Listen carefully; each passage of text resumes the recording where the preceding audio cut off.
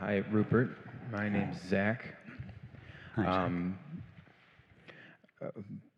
for some time, I feel like I've been consistently working with the mind being totally incredulous that it cannot keep, identify, or maintain itself as an object in awareness, mixed with many moments in meditation of the peace and serenity of being. Um, but it's still often just listening to music or seeing visual splendor like outside.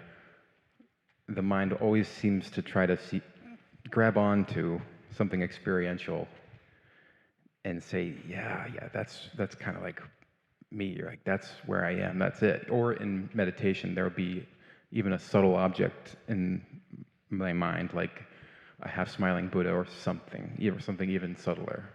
And it'll want to catch that. And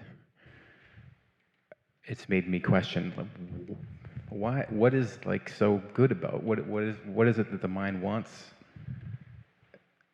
And I was wondering if I'm on the right track, if I'm seeing that it's trying to escape or make better an older and darker, like buried identification, that it seeks an identification and experience that is more like an expression of beauty or love in music or in nature or in a blissful experience in meditation, however subtle an object that might be. The mind is always trying to bring itself to an end. And there are various ways that nature there are moments that nature provides free, so to speak, when the mind comes to an end. A pause between thoughts, the fulfillment of a desire, a moment of awe or despair, deep sleep, and so on. But these moments usually pass unnoticed for want of the correct interpretation. And therefore the mind doesn't get the peace that it seeks when the mind comes to an end. And therefore it seeks new experiences, not just those that nature provide free. But the mind seeks new experiences for the sole purpose of bringing itself to an end. The ice cream or the slightly more subtle version of the same thing would be a conventional meditation practice.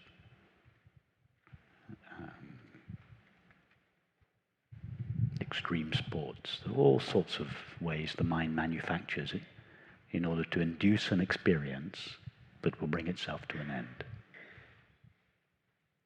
So what we do here is we don't even try to bring the mind to an end, because when the mind comes to an end, all that happens is that the being, which was lying quietly behind the mind all the time, when the mind comes to an end, that being, if you don't mind me saying, Jim, that being shines.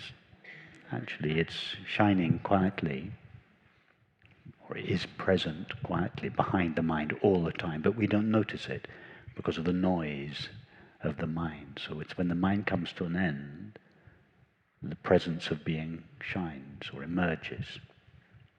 So all the mind is trying to do is to precipitate this ending of itself so that the peace of being shines.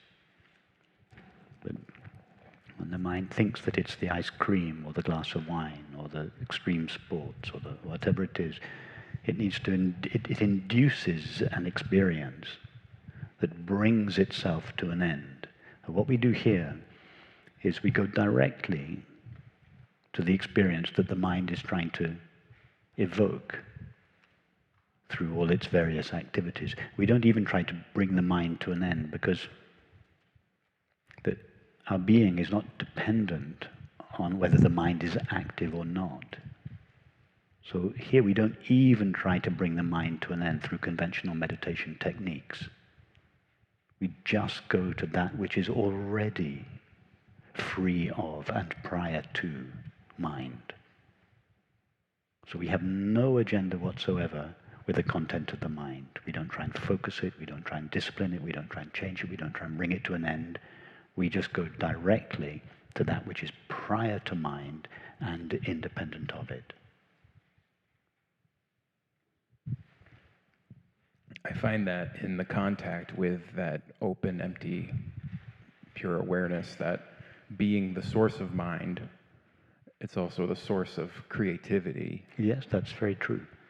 And so when there is that unifying the mind with awareness, which is just recognizing and abiding in awareness, there will still be this phenomenon of the mind saying something like, well, now I can be anything I want, or something. Something happens where it's still, even though it's seeking an end to itself, it's doing that by doing the opposite, by creating more of itself and coming up and creating images that it can be, even if it's like inspired by the piece of awareness. And I wondered if the reason that that's still happening is because there's still In that case, the activity of the mind, the purpose of the activity of the mind in this case may not be to bring itself to an end. It would be, in this case, it would be the mind in the service of being. In other words, the mind would be used there in a creative way as an expression of the qualities that are inherent in being. So in that case, the activities of the mind would not be engaged in order to bring itself to an end. It would be, that would be a creative use of the mind. But if there's something that seems to mistake that to be the gold, there's something still that says... Well, in that case, the mind would have appropriated the creative process and would be using it to bring itself to an end.